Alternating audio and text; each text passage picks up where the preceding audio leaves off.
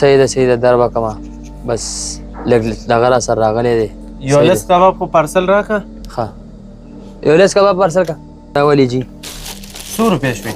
دا خو 150 روپۍ شو جی او صحیح ده در وکم مړه بس گزاره را سره کوه ټیک ده او کنه مړه گزاره را سره وکړه بس دا دی چې بس شارټیج را سره راغلی دی در به کوم مړه بس لږ گزاره وکړه دا والا بقایا او در کومه کور کې لږه بیماري وه در کومه مړه بس ایرورا زمون خو 350 روپۍ کې دی ته ولې پردی حق وخې غلی کېنه مړه ځان نه داسې ایمانداره جوړ کړی دی دا زما قسمت کې وي 500 روپۍ دې اړیو لګېده هغه پون باندې مصروف و ما پکې څه کړی وی دا خو زما قسمت و.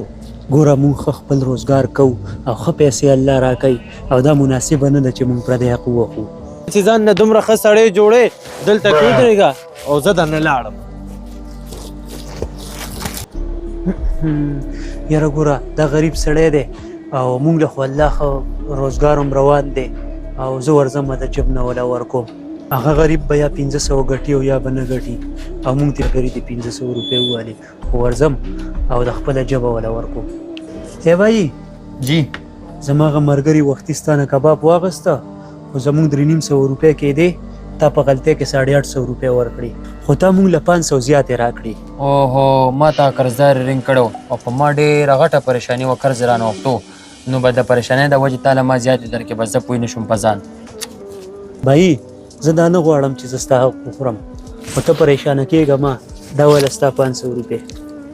ډېره مننه الله ستا لاک شکر دی چې په دنیا کې اوس هم داسې ایمانداره خلک شته ستا ډېره مهرباني ده. مهرباني تا هوټل ته تللی وې؟ او تللی وم ما هلته کې خو ما نه موبایل پاتې شو هغې کې زما د کور ټوله ډیټا وه هغې کې زما د کور ټول میسیجونه تصویران د کور والا ډاکومنټ هر څه دي پکې او پرسنل میسیجونه دي پکې دې سره به اوس زه څه کوم. راځه هېڅ خبره نه ده راځه ورځو هوټل ته. رورجانه ما تا نه کباب اخیسته ما دلته کې تاله پیسې درکولې هم په دې ځي ما نه موبایل پاتې شو. پریشانه کېږې ما موبایل ستا هم دلته پروت و ما یوړو دننه په کاونټر کې پروت دی ځه چې دلته درکړم.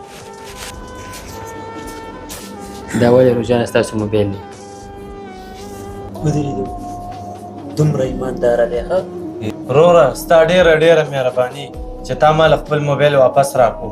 واو شکریه یې ادا کا څومره ګران موبایل و چې تا نه یې واپس درکو خو د هغه په زړه کې هېڅ لالچ نه و. زما په زړه کې به څنګه لالچ راځي تاسو له ما 500 په هلته کې درکړو او تاسو ما له واپس وړو زما په زړه کې لالچ داسې نشي راتلی. هغه چا رښتیا ویلي دي چې څه کارې هغه بری وي د خو په بدله کې خو د بد په بدله کې بد.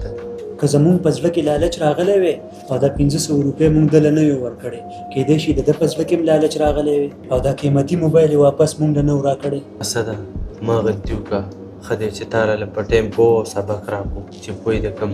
روړجانه که مونږه د یو مجبوره انسان د مجبورۍ نه غلطه پیدا واغسته مونږ له خو داسې ښکاري چې مونږه پیدا وکړه خو حقیقت کې هغه پیدا نه ده نقصان دی خو هغه زمونږ نه الله تعالی د بیمارۍ په ذریعه کې یا څه نور داسې غټ نقصان میلاو شي نو هغه زمونږ نه الله تعالی وباسي.